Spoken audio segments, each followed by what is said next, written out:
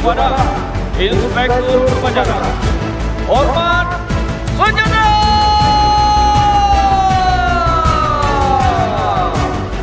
Break!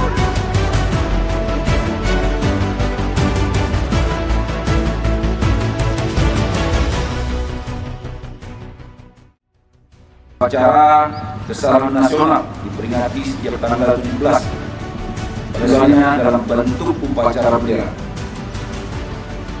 Hari kesadaran nasional ini memiliki makna penting untuk memantapkan kualitas pengabdian kita serta meningkatkan kecintaan kita terhadap bangsa dan negara. Selain itu, Hari Kesadaran Nasional dilaksanakan sebagai wujud nyata dari pelaksanaan tugas dan tanggung jawab yang diamanatkan kepada kita semua sebagai aparatur negara.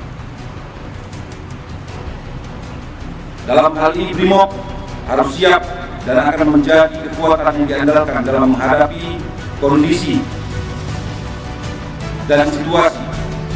Oleh karena itu, kedisiplinan kita terbangun dengan adanya pelaksanaan upacara kesadaran nasional. Untuk itu, mentalitas disiplin BRIMOB harus terjaga dan terpelihara.